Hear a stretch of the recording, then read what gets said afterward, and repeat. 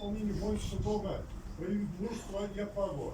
Примите от нас символ Российской Федерации, государственный флаг, знак признания его подвигов перед Отечеством на вечное хранение.